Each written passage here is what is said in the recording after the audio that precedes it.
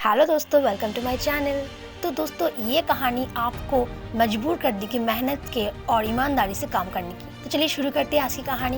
दोस्तों, आज की कहानी एक लड़के की है जो गांव से शहर आया था अपने काम के वजह से, ताकि काम करके कुछ पैसे कमाकर अपने परिवार का और खुद का पेट पाल सके। तो वो लड़का शहर आकर बहुत मेहनत से काम करने लगा और उसके मालिक भी उसके काम से बहुत खुश हुए।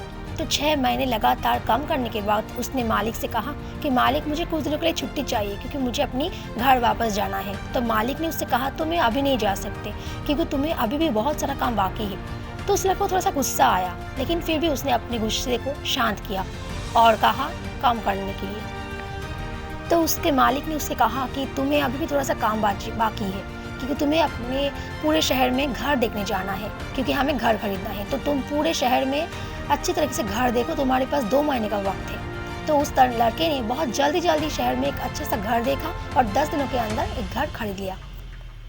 फिर वो लड़का मालिक के पास आकर कहा कि अब मुझे मालिक छुट्टी चाहिए कुछ दिनों के लिए। तो उसने मालिक ने उससे कहा, तुम सिर्फ 2 दिनों के लिए ही जा सकते हो। तो उस लड़के ने कहा, मालिक, मुझे तो आने जाने में ही 1 दिन लग जाते हैं, तो मैं 2 दिनों में कैसे वापस आ सकता हूँ। तो उसके मालिक ने उससे कहा कि वो घर मैंने तुम्हारे लिए ही खरीदा है, इसलिए तुम अपने मम्मी पापा को भी उस घर में रख सकते हो क्योंकि वो घर अब तुम्हारा है। तो उस लड़के ने अफसोस करके कहा कि अरे मालिक, अगर ये बात मुझे आप पहले बताते तो मैं और अच्छी तरीके से घर ढूंढता और अपने लिए एक और अच्छा घर ले पाता। तो उसके मालिक ने मुस्कुरा कर क्या कहा जानते हो, कि मैंने तुम्हें तो 2 महीने का वक्त दिया था, तुम्हें जल्दी काम निपटाने के लिए 10 दिन में घर दे के, तो इसमें नुकसान तुम्हारा ही है।